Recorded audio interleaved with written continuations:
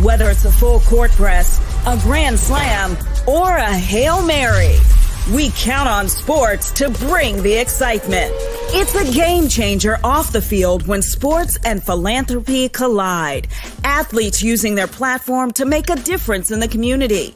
From the gridiron to the hardwood, the results are worth cheering for. Always ahead of the game, the Hampton Roads Community Foundation has been bringing great minds and great givers together since 1950 and celebrating Black philanthropy since 2018. With this year's focus on sports and charity, HRCF has gathered a virtual powerhouse panel that pulls no punches. From the football field to the front lines in the effort to eradicate COVID-19, Dr. Myron Rolle first demonstrated his fortitude at Florida State by completing his bachelor's degree in less than 3 years. He pursued his master's degree from the prestigious Oxford University in England while simultaneously training for the NFL draft. Accomplishing both goals with academic and athletic prowess, he played for the Titans and the Steelers. Myron Rolle is the namesake of a nonprofit foundation that is dedicated to the global health of children and families. Don Carey has had his eye on the ball since graduating as a Norfolk State University Spartan and becoming a Detroit Lion, where he was given the prestigious Walter Payton Man of the Year Award. He started the Reach Foundation, which uses sports as a hook to connect students to careers in STEM. Carey is an author and an elected member of the Chesapeake City Council. Aaron Rouse's NFL career took him to Green Bay, New York, Arizona, and back home to coastal Virginia, where he's the youngest African American ever to be elected to the Virginia Beach City Council. The founder of Rouse House, a nonprofit that provides educational support to youth and their families. Transforming lives through sports, leveling the playing field through philanthropy. Hampton Roads Community Foundation is scoring a victory in coastal Virginia.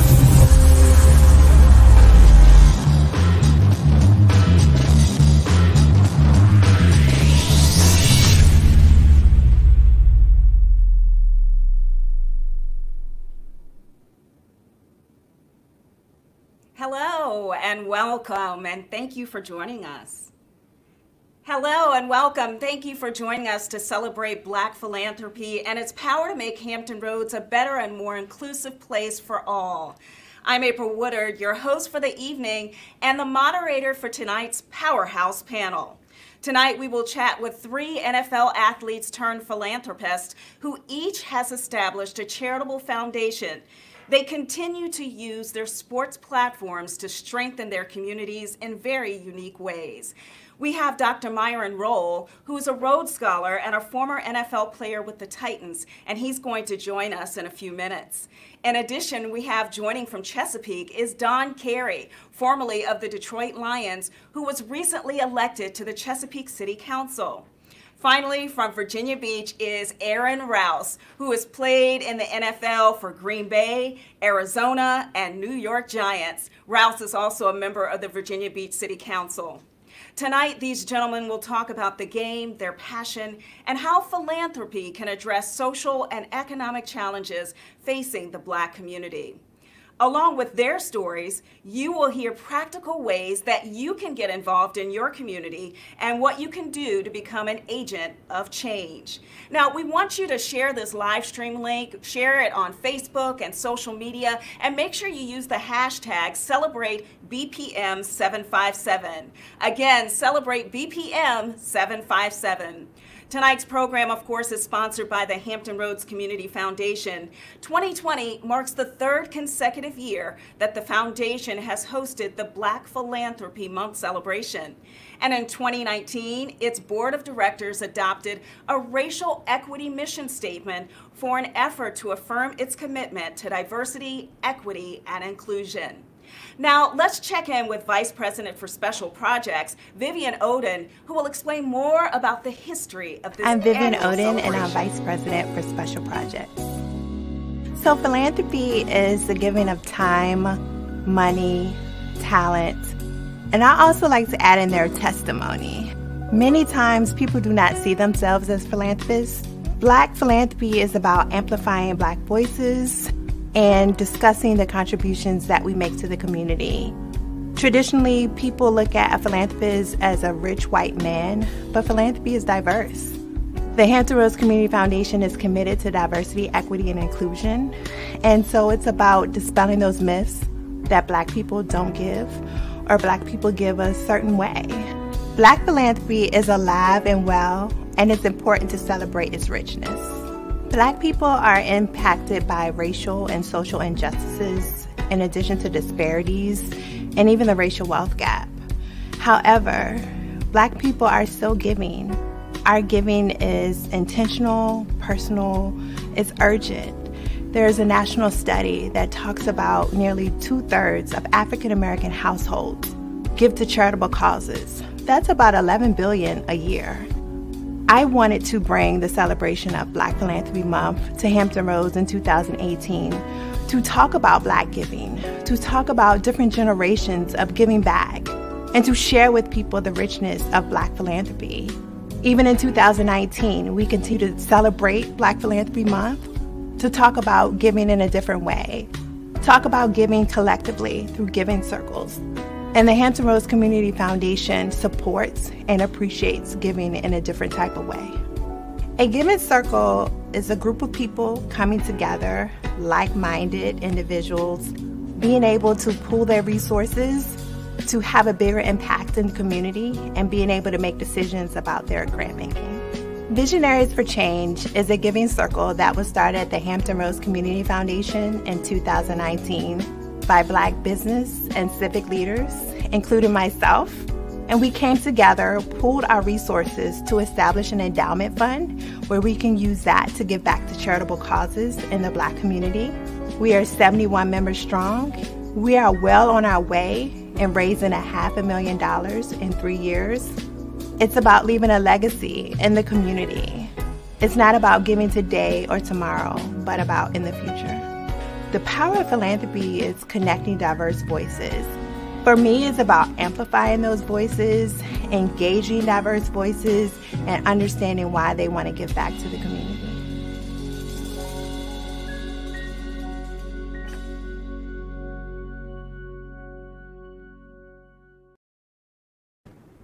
Thank you, Vivian, for that history and telling us why Black philanthropy is so important. And thank you again for tuning in for this really important conversation. I also want to acknowledge the Community Foundation's board members who are tuning in, and we have several city and state officials that are joining us virtually tonight. On behalf of the Community Foundation, as well as President and CEO Dr. Deborah DeCroce, we'd like to thank you for being a part of this conversation.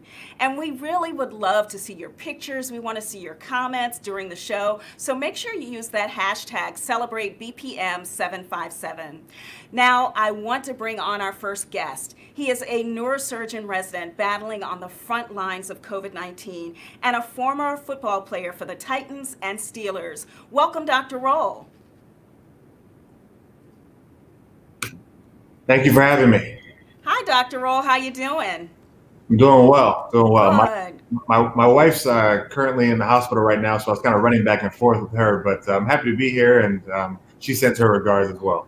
Okay. Well, we'll definitely be sending up a prayer for her, and if you have to let us know that you have to go, just let us know that. Okay. Thank you. Well, it seems like you're always juggling something, right?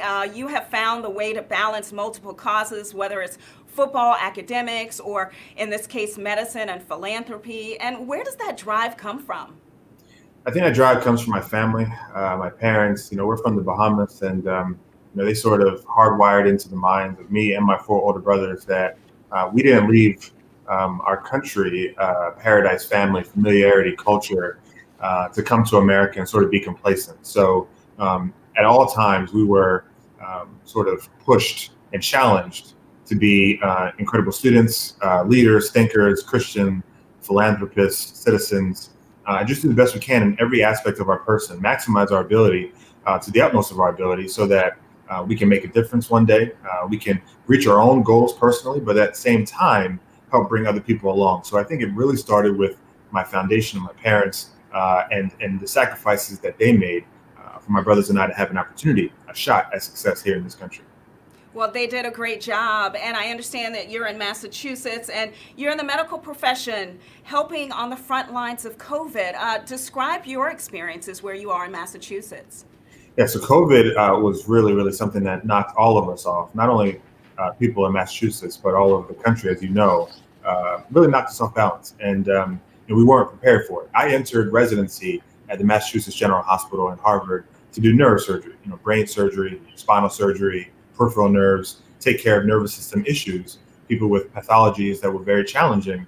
But then when COVID hit, our hospital made a proactive decision to say, let us do the best we can to maximize our resources, our people, persons, our stuff, our space, so that we can really manage the influx of these COVID patients. And so my colleagues and I were sort of adopted and added to the foot soldier group of residents who helped man the front lines, along with great nurses and emergency room doctors and intensivist pulmonologists. There were some wonderful people really working at the front, and really myself and others who didn't have any experience in a respiratory issue or infectious disease issues like COVID-19. We really were just sort of helping man and staff some of these patients that were coming through. So it was very difficult at first. It really rocked our whole hospital system, changed the whole dimension of how we did our surgery and neurosurgery. I remember operating on a gentleman who had COVID, who was also an AIDS patient, who also had a very, very bad brain tumor as well. So,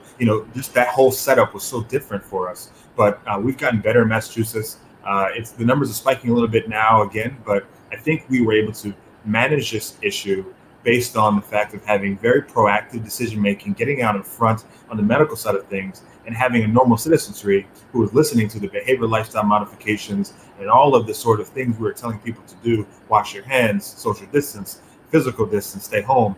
They were doing that very well. And so we saw our numbers go down and become, a place where people were able to sort of normalize once again.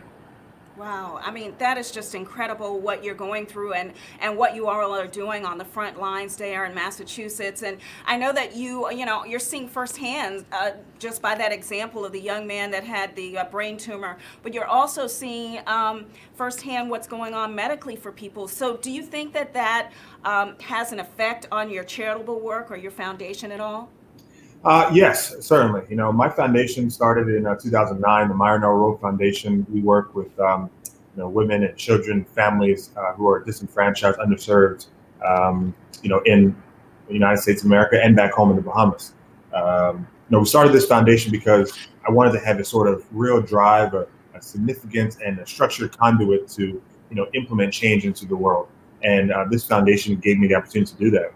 And so we started donating masks to communities in Tallahassee, Florida, where I played college football, and then in Boston, where I now practice medicine, because we think that wearing masks, compliance with masks, especially in an outdoor setting, if you have to be outside, is important and things that people should do.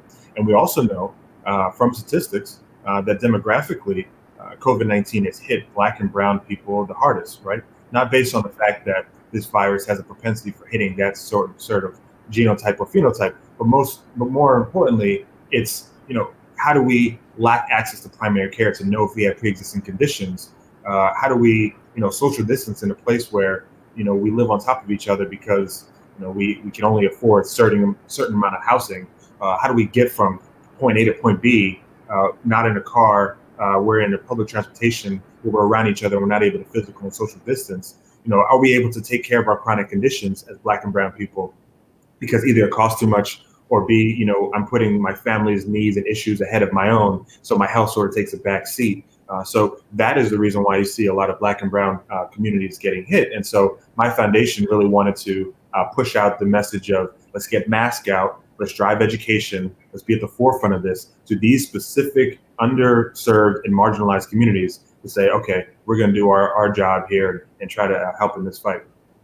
Yeah, I mean, you're just doing so much between working in the hospital and helping patients there, and also having your foundation and donating your service there as well. Now, we have a question for you, Dr. Rowe, from our online audience, and this one comes from Onasi Howard from Norfolk, and she wants to know, how do you take your philanthropic efforts and make them something that the Black community and the community at large can support? That's a great question. We have a website, rowefoundation.org, And so we have a lot of events that sort of work through the foundation's website.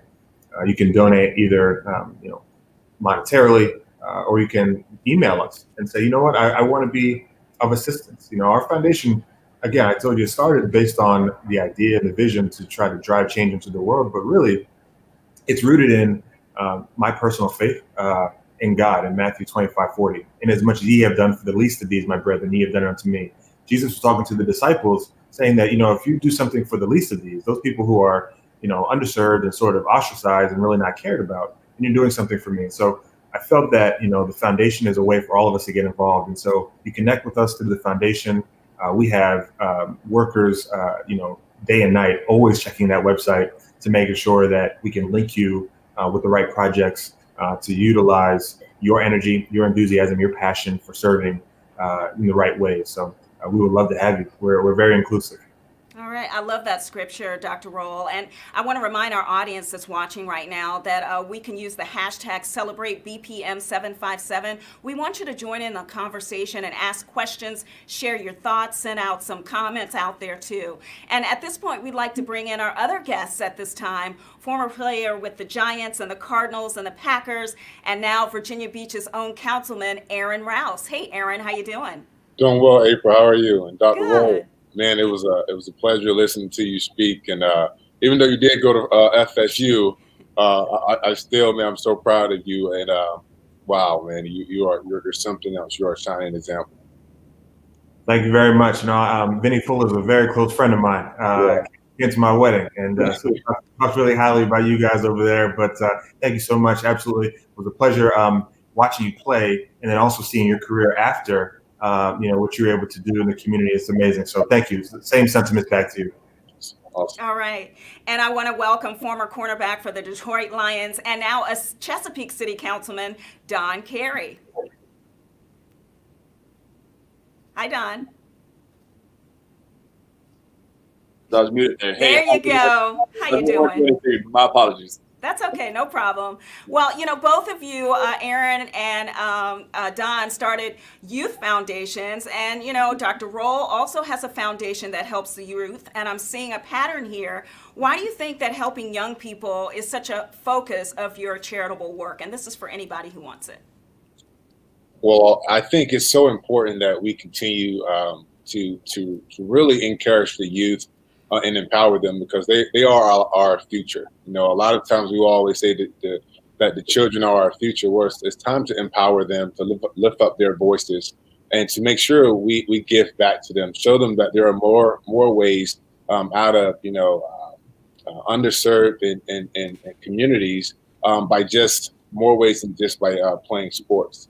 And so education from my foundation, Rouse's House, is a nonprofit built on education, and that no matter where you want to go in life, whether you want to be a neurosurgeon like Dr. Roll here, or you want to be a media broadcaster like you, April, that you have to have a solid foundation in education. And so I think that's really important in today's society. Yeah, definitely important, and great work you guys are doing too. And we're going to talk more about your community efforts a little bit later. But while we still have Dr. Roll before he has to go, I want to talk about one of the most pressing issues right now facing the nation, and that's COVID-19. And it's even impacting sports and, of course, football. So I want to get your thoughts, Dr. Roll, on the NFL season being continued in the midst of COVID-19. And what about school and college sports as well? Well, thank you for asking that question, because I have some, passionate responses to the idea of playing football in the midst of a pandemic. I mean, you think about a pandemic that's hitting a country, a world that we don't have control over.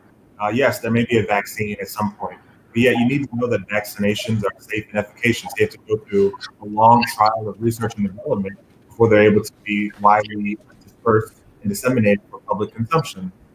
Being a very conservative medical professional, you want to make sure that something is hitting the right targets. It's hitting it all the time, every time. And if you have one potential fatality or one, incredibly hazardous risk that just ends up, shining through these research developments, then I think you need to really start back again. And so when we don't have control over a pandemic, for whatever reason, right? Maybe we were just too too involved in the idea of self-agency and needing to be too free and saying, hey, I want to get my hair cut again. I want to go to the gym again. I want to do these things. Maybe we're just too excited about getting these things going, or maybe the issue of wearing a mask was too politicized. Whatever the case may be, what we know is that the numbers are still high.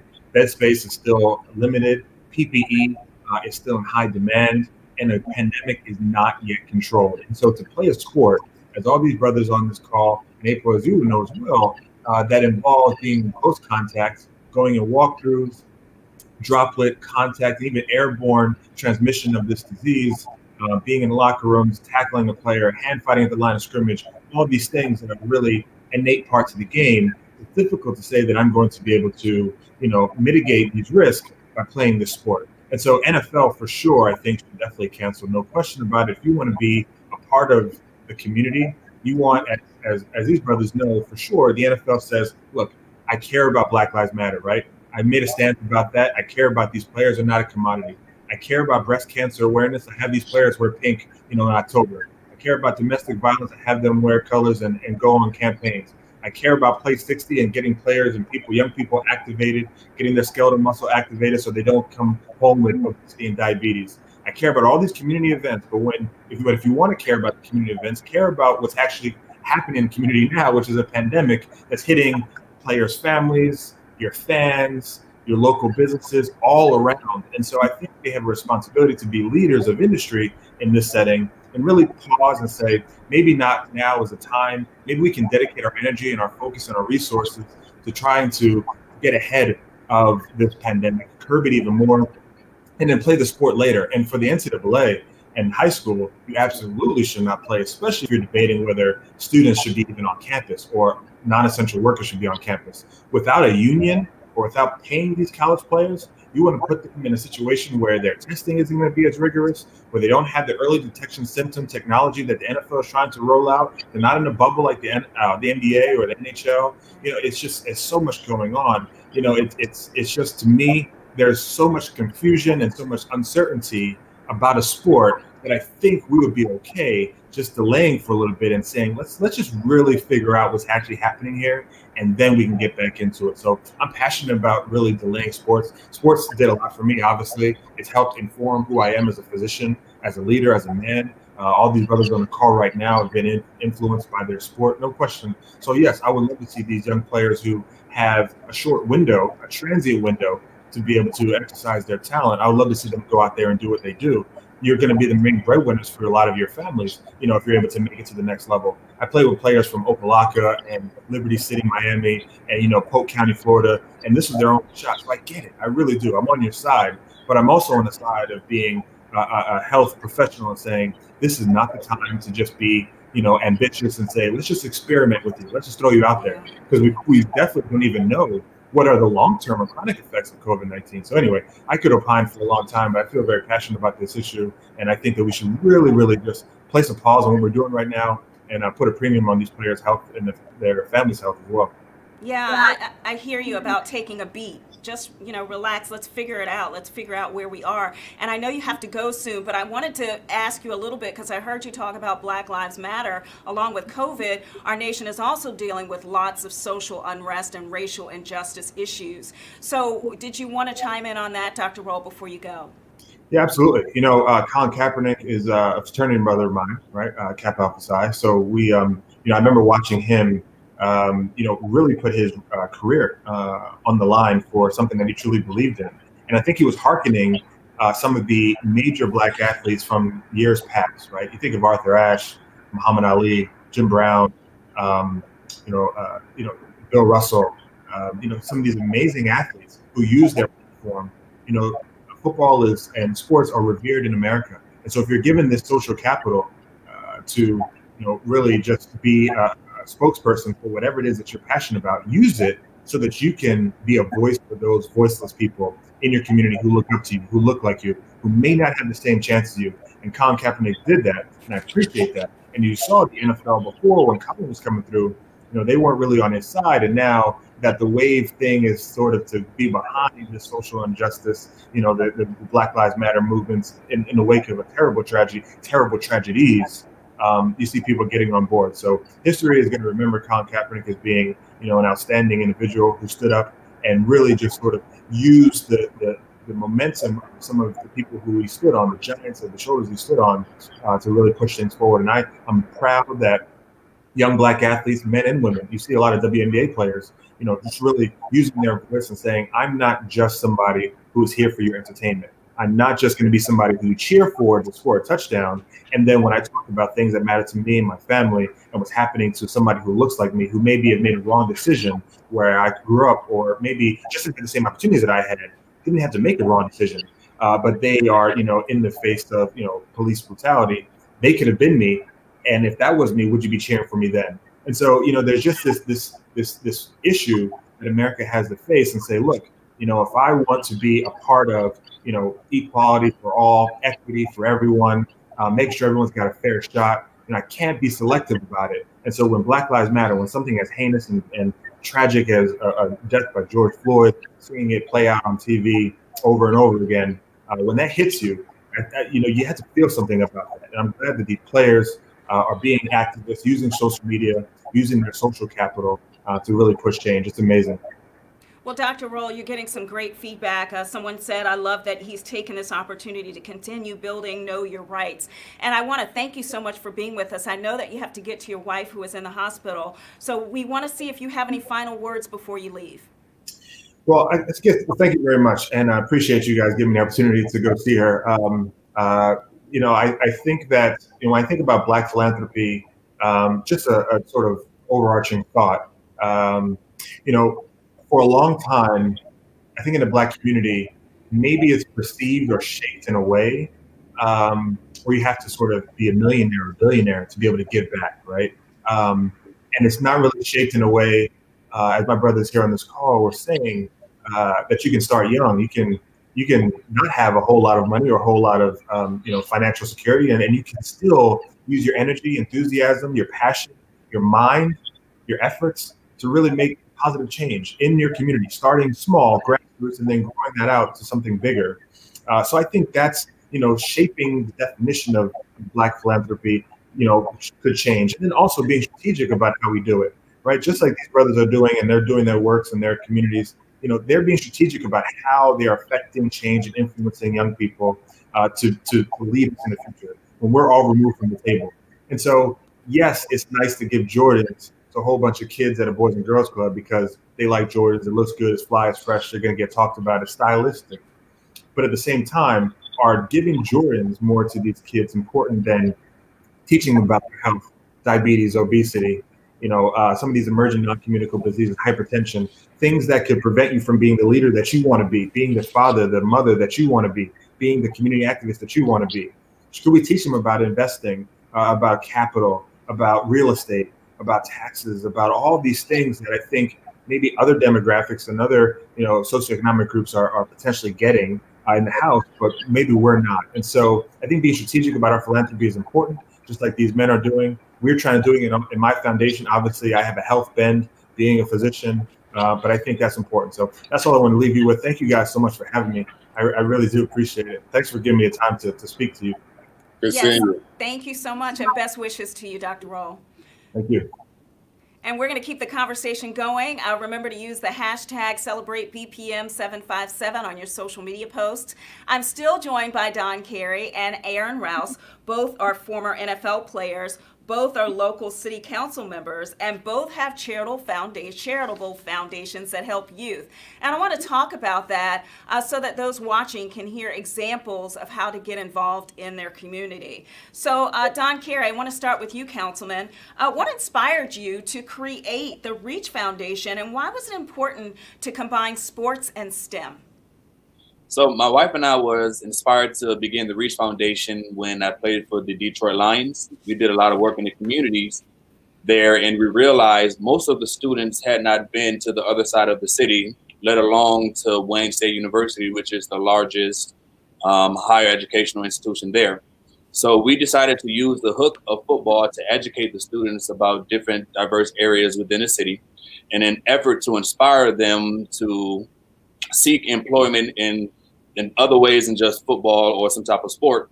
In 2007, the NCAA put out a quote that says There are over 380,000 NCAA athletes. All are going pro. Most are going pro in something other than sports. So we wanted to not only inspire the young men and women who wanted to play sports, which stats show over 60% of all high school students play a sport, but we also wanted to expand the horizons to other opportunities that could be just as lucrative in certain areas and maybe available to them with the right skill set.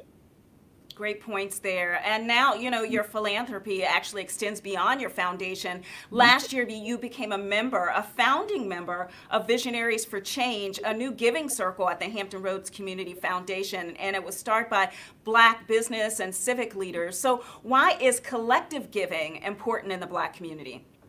Sure. So there's a saying in African proverb, if you want to go fast, go alone. If you want to go far, go together. Right. So we have resources, my wife and I, that we can get some things done, but together with other African-American business leaders and community leaders in the Hampton Roads area, we can do so much more. So when the opportunity came to join the Visionaries for Change, it was a no-brainer for Lakeisha and I. Okay.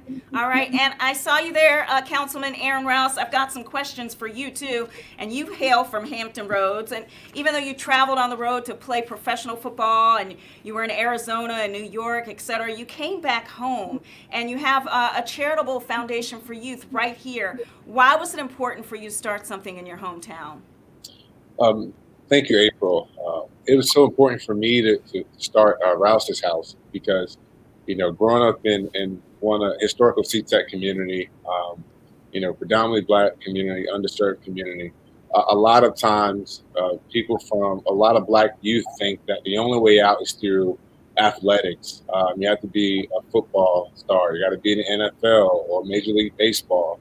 And when I got my full scholarship to Virginia Tech and I was able to get drafted, I needed the youth to understand that my opportunity did not come because of my athletic ability. It came because of my performance in school. You know, a solid GPA, making sure that I did well in the classroom, and that was how I got the opportunity. So, for me, Rouse's House is built on education. That if you have a solid foundation in education, you can be an NFL player, you can be whatever you aspire to be, but you must be educated in order to get ahead in life. And that's something that no one can ever take from you. What you store in your brain, no one can ever take that from you. And that is the premise for Rouse's House. All right. Thank you for that. And, you know, you're also involved in charitable, but you're also involved in social justice, too, right? So in what ways have you been involved in social change, and how has your platform actually helped you to do that? Well, being one of the youngest African Americans to get elected in the city of Virginia Beach, a city that's only elected 4 African Americans ever since it's been incorporated. For me, the initial election of being elected is a great it's great to have, but the level of responsibility that comes along with being the first and being a trailblazer, and being in these positions where you can actually have more of an impact in your community because you can affect policies that has affected your community, and particularly Black and minority communities for years, for decades before I came along. And those issues, whether they are educational, whether it's housing, whether it's economical jobs, whether it's community policing, these are all things now that we see around the country. So many folks now, not just Black lives out there on the front lines, but all lives are out there marching with Black lives, saying, we see you, we hear you, we understand the vulnerability that the Black community goes through on a day in and day out basis, and we want to lift you up. And so me being a councilman in this city is really an important task. It's one I take seriously, but also for the youth and for those other young men and women who aspire to be councilmen, by being able to relate to someone that looks like them, that understands where they come from, they can relate. And Aaron, we're getting a lot of feedback. And Don, I want to let you know what folks are saying. Thank you for this wonderful program. People are excited about it. Let's celebrate. Start giving back immediately. Love your emphasis on education. So I just want to let you know that people are listening and definitely like what you have to say. This is so good. And Councilman Carey, there you are. I want to talk more about the things that everyday advocates and philanthropists can do to help. And we have a question from the audience from Dre Wallace in Chesapeake. And he wants to know, what are ways that I can help in my community? Awesome. I love this question. So oftentimes we think that community leaders and political leaders are the only ones who can impact the life of a child. When I was young, the most influential man in my life was my next door neighbor. His name was Terrence Rembert. So most of the kids in our neighborhood did not have a father. Mr. Rembert took it upon himself to be involved in our lives. He made sure we stayed on the straight and narrow. He made sure that we got back and forth to our sporting events. He made sure that our grades was right. He helped to supplement what was lacking from us not having our fathers involved. And the greatest thing that you can give to the next generation is not just your money or your resources, it's your time. Spend time with individuals within your own community, start there, help them work through some of the issues that they're going through. I am always one who says no one is an island unto themselves. There is always someone who needs to meet you, interact with you, read your book, listen to your story, to be motivated and inspired to get to whatever level they're trying to achieve in life. So if you're looking for a place to start, try in your neighborhood first, and then find ways within your sphere of influence, whether that's neighborhood, your job, your community, or whatever the Lord has blessed you with. Find ways to inspire and support individuals to be better than where they are now. And I think that's a great foundation to set. All right, you're quoting scriptures and no man is an island. Okay, we have another question from an audience member, and this is from Felicia Blow, and she's from Franklin, and she wants to know, what are your thoughts on how sports leaders can engage with HBCUs, historically black colleges and universities, to support the efforts of black athletes and the academic interests of these important institutions? You want to take that one, Aaron? Sure. I went to PWI, predominantly white institution at Virginia Tech, and going to school at Virginia Tech, African Americans were only 4% of the overall population there at Virginia Tech, but it served as a very diverse background because the university understood the importance of making sure that you saw someone that looked like you, who can relate to where you come from, the background, and the importance of having different perspectives. When it comes down to HBCUs, listen, I'm a Norfolk native who grew up in the St. Paul's Quadrant. I'm from Youngs Park, and I like to think of my alma mater as being Norfolk State University, right?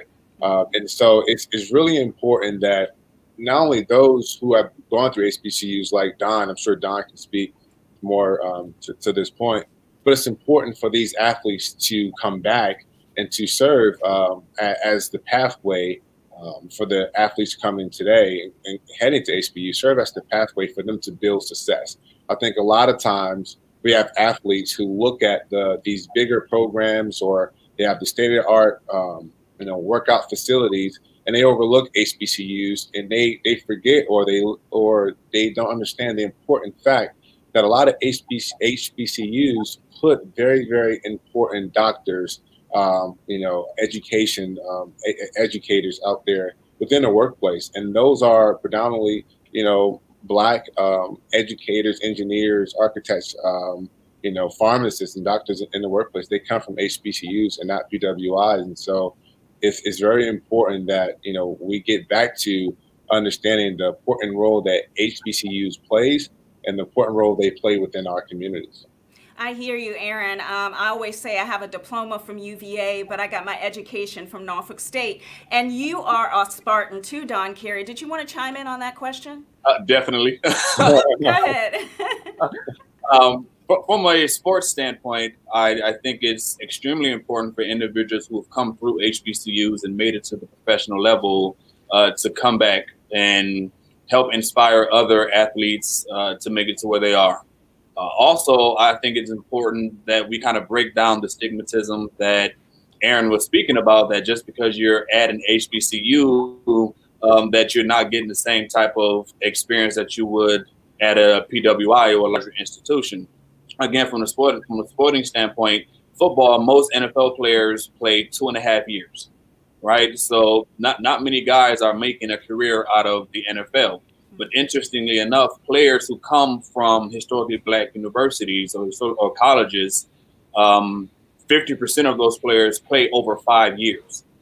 So something is to be said about individuals who come through HBCUs, who have to work a little harder, who have to do a little more.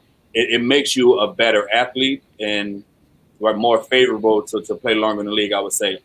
Also, from an educational standpoint, one of the things I loved about being at Norfolk State University was I was not just another student. I had relationships with my professors that continue to this day.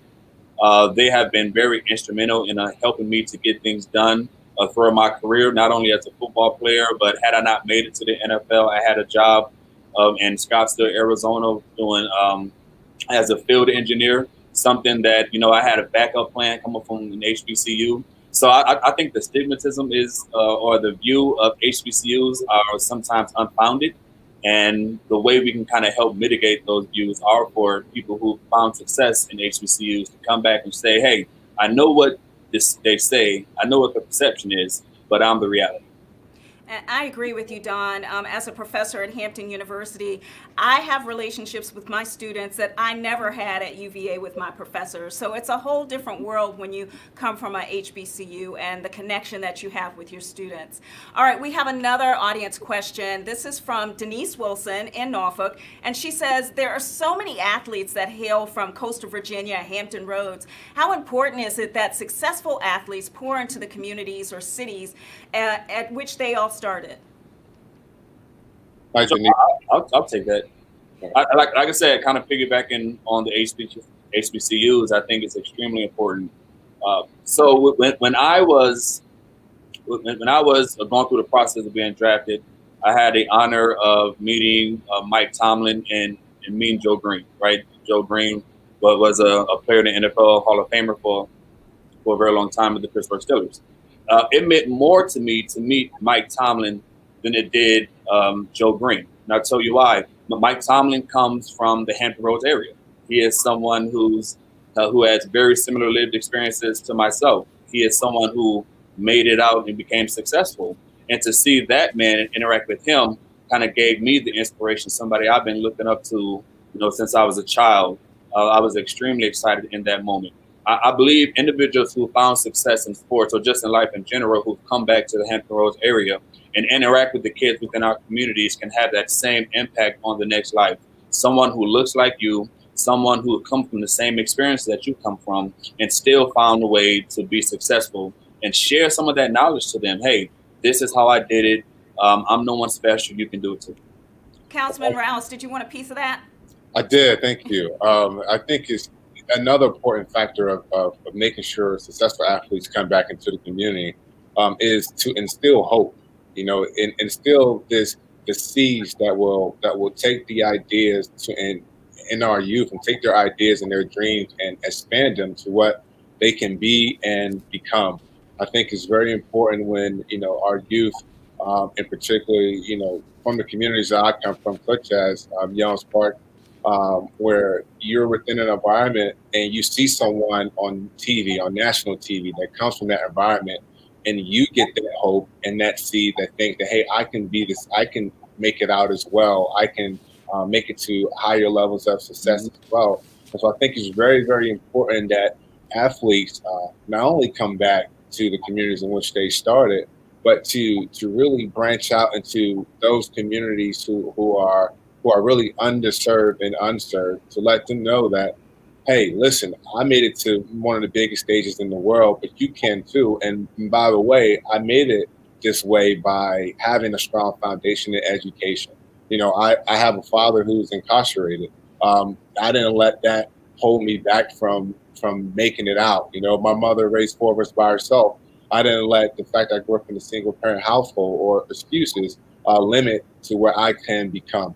I understood the realization of my environment, but I also understood through my mother and my grandfather that the sky was the limit whenever I put my mind to something. And as you know, since we're quoting Bible scriptures tonight, faith without our works is dead. And so that's one of the things my mother and my grandfather instilled in me is you put God first and you work for everything that you want. And listen, son, there's no limit, and sky's the limit. There's no limit to what you can achieve. Right, right. Well, we know the phrase, to whom much is given, much is required. So for people out there who want to get started on giving, talk to me about what their first step should be. Give them some tips on how they could get started in philanthropy. Sure. I'll start if you don't mind. Yeah. First, I would say sit down and figure out what you are passionate about. Right. So we say the word philanthropy, but man, that's the wide range of things you can get involved in. Right. So what are you passionate about? And then number two, what type of resources are you willing to give? Right. So is it one of time? Is it one of connections? Is it one of funding? Right. And then try to find different individuals you can connect yourself with to kind of make a greater impact. Oftentimes, a lot of people think that, hey, I have this passion. I have to be the one to start this foundation. I have to be the one to start this organization. But it may be someone already doing the work in the area that you're passionate about doing. And by you joining in with them, you could do far more than you could have done on your own.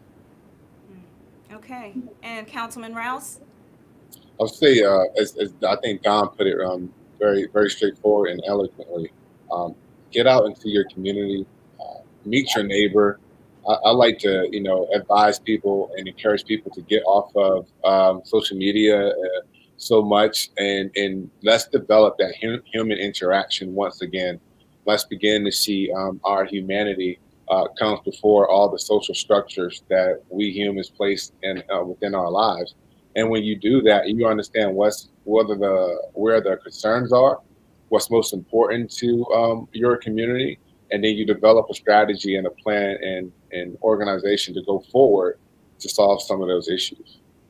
Well, I really enjoyed tonight's discussion, and we only have a few more minutes left, but I want to give you an opportunity for final thoughts. Do either of you want to share your final thoughts? Well, sure. I think, again, I think within the Black community, time is so important that we share our time with our communities, whether it's HBCUs, whether it's communities that help develop who we are today.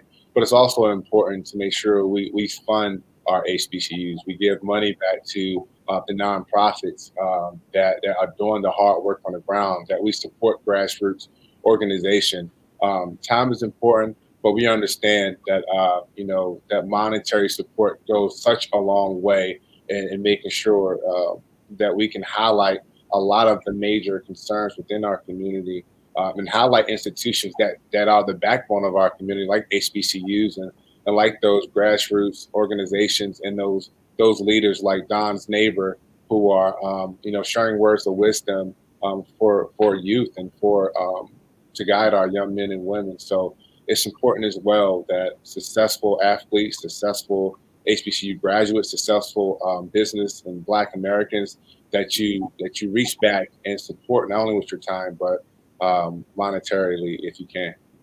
Yeah. Right, can I add to that as well? Yes, please. Sure.